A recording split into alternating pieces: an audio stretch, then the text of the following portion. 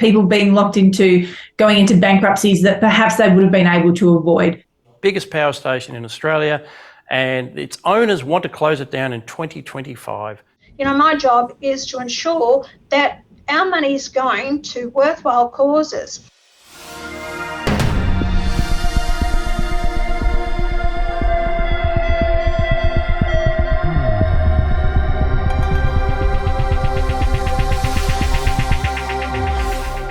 Rumours of the death of Twitter have been greatly exaggerated. Cast your mind back to when Elon Musk took over Twitter. All the blue-haired blue ticks had a meltdown. Most of them said they would leave the platform. And with their characteristically spectacular lack of self-awareness, they predicted that Twitter couldn't possibly survive without them. Survive? It's thriving, and thanks to Twitter becoming the unexpected home of free, or at least freer, speech, all of a sudden it's also become a serious player, as a video platform with numbers that would have Facebook and even YouTube raising an eyebrow. The Daily Wire documentary What is a Woman enjoyed over 170 million views in a weekend. And the first episode of Tucker Carlson on Twitter, that's right, Twitter is now a news network rivaling Fox. It's not Tucker Carlson on Fox, it's Tucker Carlson on Twitter, and it rolls off the tongue. His first video has over 90 million views in barely a day. You see, there's a reality that's been missed for decades by broadcasters and TV networks, and modern social media networks are making the same mistake. And that is that they fail to measure the people who are not on there. Let me explain. Australian TV channels compete on ratings, always trying to have more viewers than their competitors in the same time slot, so as to be able to attract more advertising revenue. Makes sense. If a show gets 1 million viewers, that's considered a massive success, and the network will brag about it. But they miss the fact that if there's 1 million people watching, there's another 25 million Australians who aren't. So, whilst the focus of the industry was on outcompeting the other networks to beat them in the ratings, the real opportunity was being missed. What if someone could figure out what the absent 25 million people would choose to watch? In the modern world of social media, the numbers are mind-bogglingly massive. Twitter has about 350 million users, although only a tiny fraction of them are actually actively creating new content on there. Many are bots or absent or just read and retweet, rather than actually creating content. But be that as it may, in a connected world where billions have access to the internet, 350 million users still means there's literally billions of people who aren't there at all in any form. There's literally billions of opportunities for growth, if only a platform could figure out what those people want. Those are the invisible people, the ones that used to be missed by the TV networks, and they're still missed to this day by the social media networks, until now.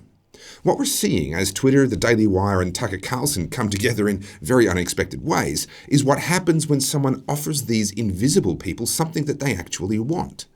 It's absolutely brilliant to see, and it forms just one part of a rapidly growing pushback against the wokesters, the professionally offended, and the traditional gatekeepers.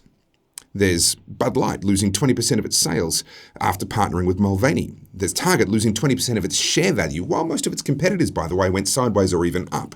All because Target majority is beginning to speak, with our eyeballs and with our money at the very least. Those of you who have followed my work over the last few years, you'll recall me saying that this year, 2023, is the year when the pushback begins in earnest. We've been on the back foot. It takes time for us to get organised, to form plans, to put them into action, to find each other, to coordinate, to communicate. So yes, we've been on the back foot for the last few years as our governments have run rampant, with the aid of big corporations, over the top of us. But halfway through this year, we're beginning to see people coming together, and the pushback beginning in earnest. And mark my words, this is only the beginning.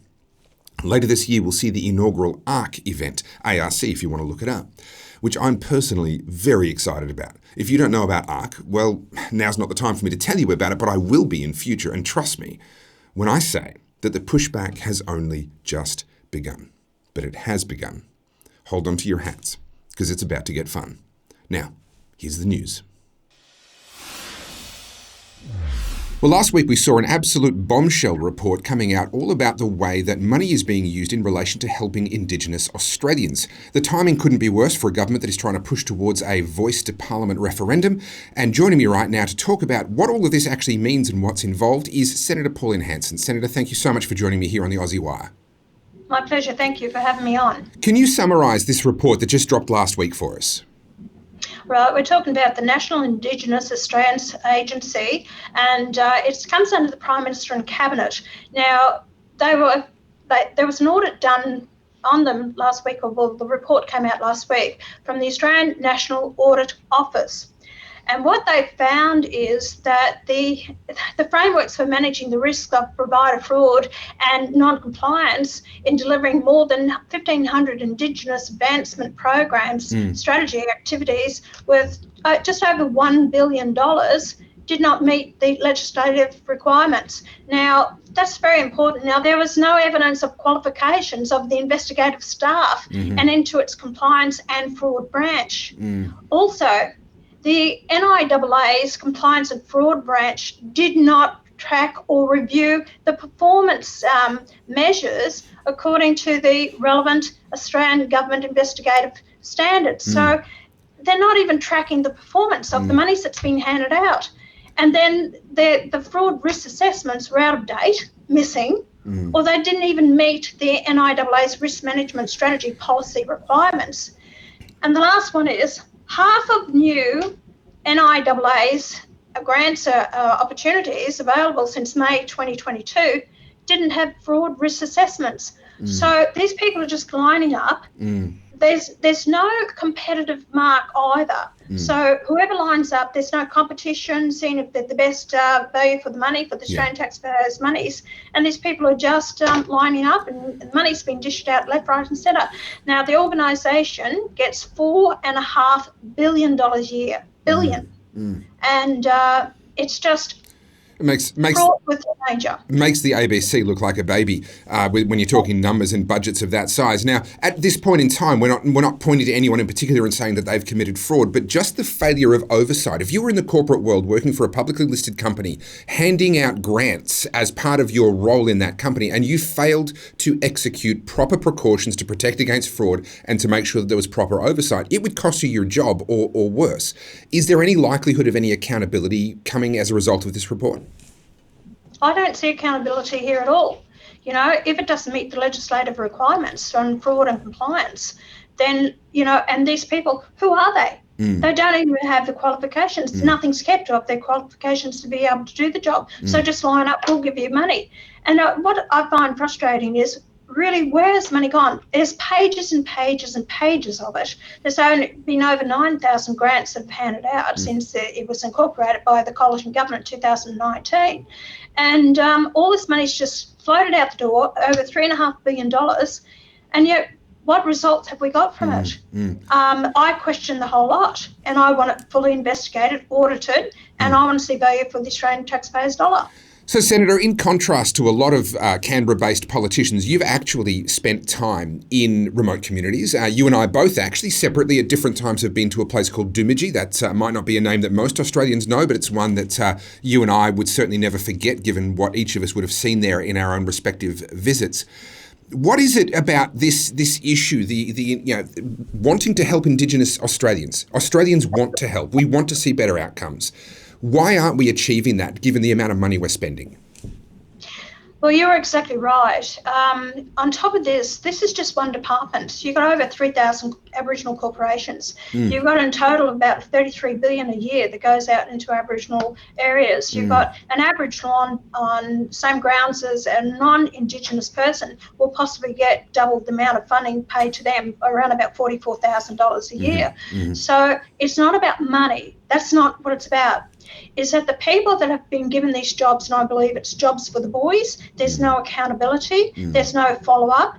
This wouldn't happen in a lot of other sectors in our government-run departments or organisations. I think it's deplorable what is happening. It's disgusting, and no one wants to say or do anything about it because you're called a racist.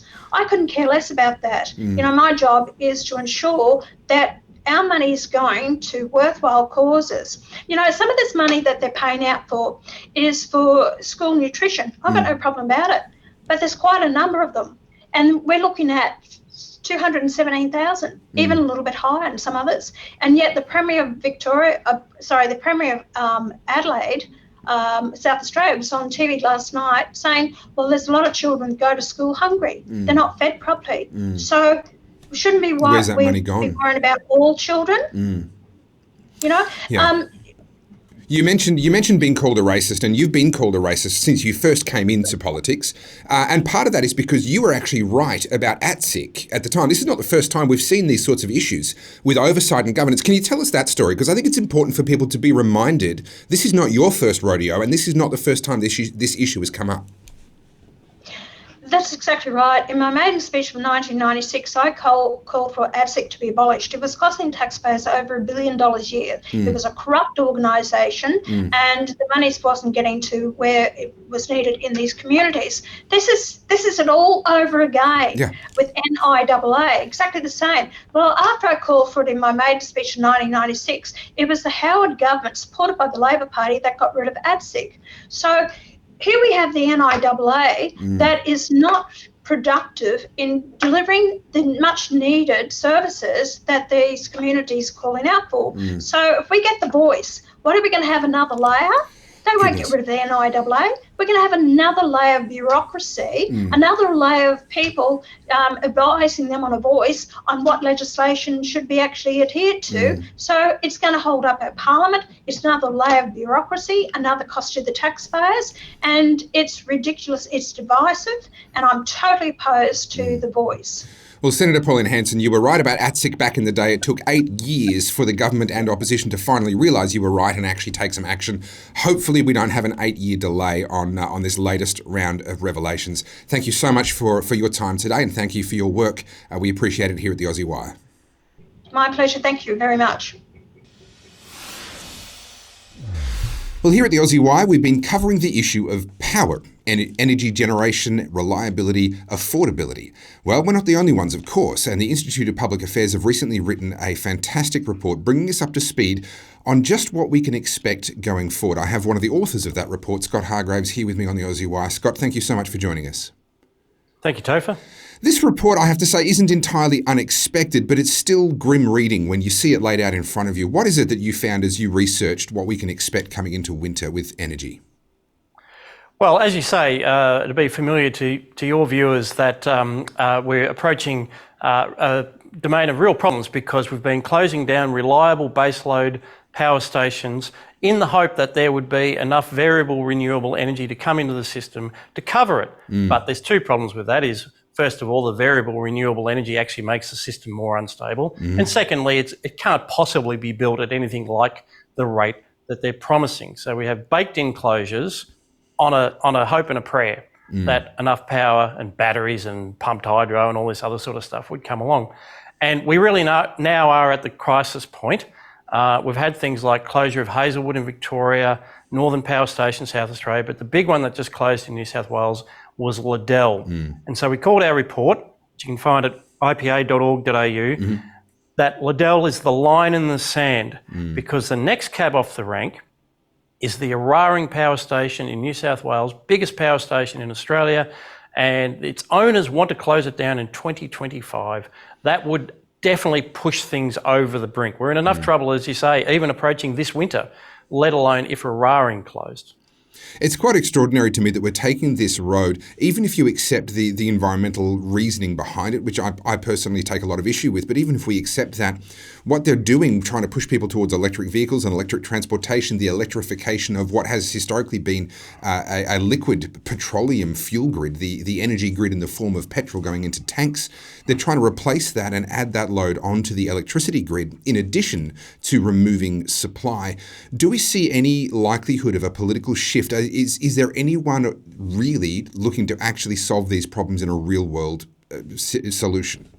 Well, it's funny you should ask. No, I don't think there are, but there is a huge opportunity there. So this essentially, I could have gift wrapped the report and sent it to the new Premier of New South Wales, Chris Minns, because I feel like, he's just become Premier. He comes to it with clean hands. I would love a road to Damascus conversion, but short of that, I'd just be happy to say, look, there's a few issues there to figure out, and in the meantime, we are not closing any more baseload power stations until we figure this out. And if somebody wants to come along, like Peter Dutton is saying, well, if you want low emissions, you should have nuclear power and all these kind of discussions, we can have those discussions. But the first thing I'd like to do is for Chris Minns to say, Matt Keane's plan to electrify and shift the whole state to renewables was crazy. I'm going to do what the New South Wales ALP used to do, which was make sure that we kept the lights on. That'd be a very good start, Topher. Now, perhaps I'm naive, but once upon a time, governments served their people. They did what was in the best interests of their people.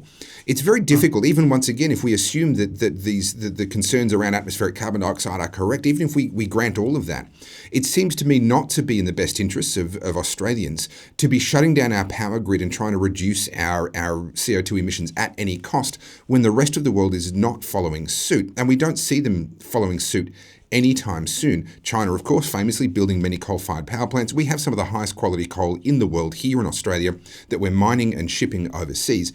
Me personally, I'm not against the idea of actually adding coal-fired baseload power to our grid. I don't see an issue with that, with the technology that we have. My question for you is who's willing to actually stick their neck out and, for example, in your case, write a report and actually call for, hey, we should continue emitting carbon dioxide. We should continue doing what's in the best interest of the Australian people, because in the absence of cooperation from the international community, it makes no sense for us to make this sacrifice.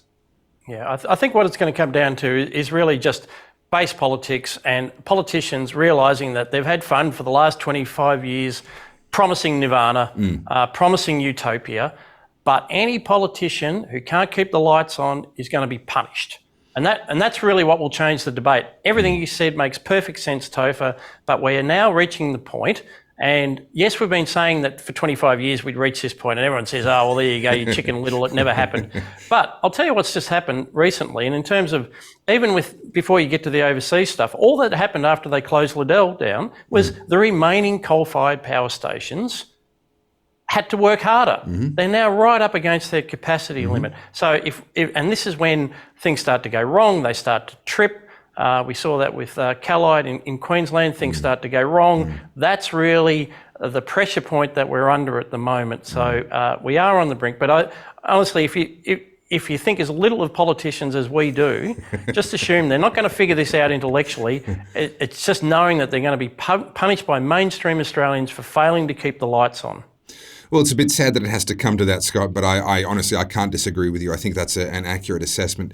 Scott Hargreaves from the Institute of Public Affairs, thank you very much for the report that you wrote. We will link to that in the description, and thank you for coming on. Well, it's fair to say that in 2 days' time, on the 10th of June 2023, we're about to see the most significant conference event in Australia for the year. I'm talking about the Mainstream Medical and Media Conference. I will be the MC. I have the privilege of being the MC. So if you can get to Perth for that event, do come and say hi in person. If you can't get to Perth, don't be dismayed. You can get online tickets to watch the live stream. And yes, if you do get the live stream ticket, you get 30 days of access. You can watch it as many times as you want, so you don't actually have to sit up late while the conference happens. You can watch it at your leisure or any time that you're available. The links for both kinds of tickets, the in-person or the live stream, are going to be in the show notes. But don't take my word for it that this is going to be one of the most significant events of the year. Here is Dr. Asim Malhotra telling you all about it himself. I'm delighted to share that this Saturday, the 10th of June, the most important health event of the year is taking place at the Perth Convention Centre at 6:30 p.m, but will also be live streamed around the world.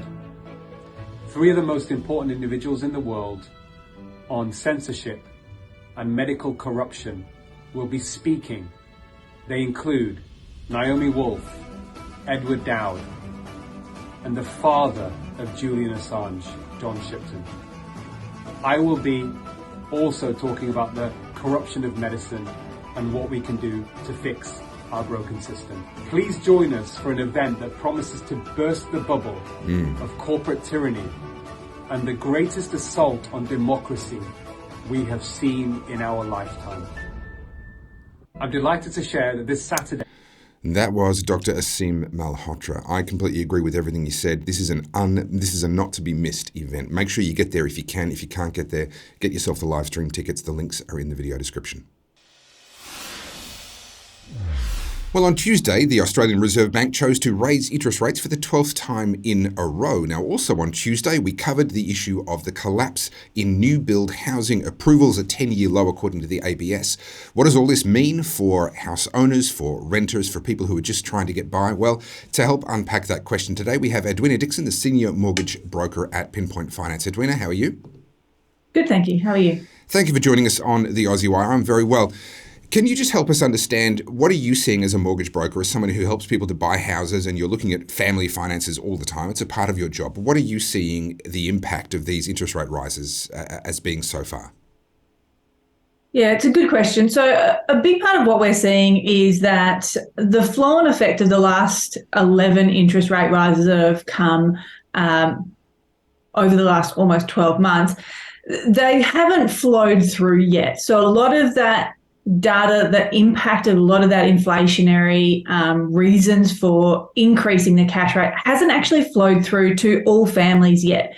It's going to hit families at different stages. So some families, it has already hit them. They are already financially hurting. There are other families where they're still on a fixed rate and they won't come out of that fixed rate and have that enormous jump in repayments until later this year. Now, that isn't a reason for the RBA to decide, well, inflation hasn't slowed down so much just yet, so therefore we have to keep on raising the cash rate. And also when they're looking at it going, well, the Fair Work Act has increased, obviously, the minimum wages. Again, that isn't a reason to increase the cash rate, which has a flow-on effect into everyday mortgages. We need time. There has to be time to allow the economy to catch up with all of those other rate rises that have flowed through. Like, we're starting to see some of that. We're starting to see it flow through into people's budgets. But again, these things don't happen instantaneously. It takes time. Well, Edwina, what we are seeing is some record numbers in terms of the tonnage of food being delivered by food bank type operations to families that are in hardship. Certainly, if you are someone who had a variable rate mortgage and you were already at the margin in terms of your financial viability, you'd be hurting a lot right now. What do you see as the outlook going forward? Are we going to see an impact on house prices? Are we going to see too much of an economic impact, do you think, once this all starts to flow through? I think the big impact that we're going to see, and we are starting to see it to some degree, is that people will be stuck in what they call a mortgage prison. It means that their income hasn't matched what's happening with the rest of the economy, and there's nothing that they can do about it. They don't have any options at all. They're stuck with whatever mortgage they've got. The impact and the flow-on effect of that is that over time, there will become people that default on their mortgage. As those defaults start to flow through, that's then when people have to make those really tough decisions about actually just selling the property they've got, which will bring down the property prices. But it also then means that there's less people in the market that are able to actually even afford those properties to purchase them. So it is going to get into a really tricky situation. We see in the US a situation where when there is a house price collapse, people are able to walk away from their mortgages. They just hand in the keys, walk away, oftentimes leaving all their furniture, because in the US, that mortgage doesn't follow that family. If the house is worth less than what they owe, it doesn't follow them into the rest of their lives. It's a different system here in Australia. Are we at risk if we do correct house prices, which is, from what I understand, it is part of the aim, is to try and curb the enthusiasm of the rises in house prices? If they actually succeed in doing that, are we going to see them locking families into debt potentially for the rest of their lives on houses that they've had to walk away from? Yes, and we'll also see people being locked into going into bankruptcies that perhaps they would have been able to avoid. The biggest areas and the first areas that you always see these signs of distress is in those outer ring cities and suburbs of any major city. So they often call it the mortgage belt. It's where first home buyers are. It's the first home buyers over the last 5 years. It's where they purchased. It's those outer ring suburbs. And those are the people that are really going to feel that crush a lot harder than most other people. They're the ones that they don't necessarily have a huge savings buffer to dip into. They're the ones that once that savings buffer has been dipped into and they start to realize that month to month they're spending more than they're bringing in and they can't cut back on their budget any further, they're the ones that are really going to be in a lot of harm and have long-term financial implications for them. As always, it is the ones who are most vulnerable that get the most hurt when governments get things like this wrong. Edwena Dixon, Senior Mortgage Broker at Pinpoint Finance, thank you very much for joining us today on the Aussie Wire. Thank you. Thank you for watching the Aussie Wire News. You can support us by going to the aussiewire.locals.com/support. You can find past episodes at theaussiewire.com. And of course, we're on all the socials at the Aussie Wire. New episodes are released every Tuesday and Thursday at 4 p.m. And don't forget, if you can get there, make sure you come to Perth for the Mainstream Media and Medical Conference that I'll be emceeing on the 10th of June 2023. If you can't be there in person, do make sure you get the live stream tickets. All the links are in the description of this video. I'm Topher Field, and this is the Aussie Wire.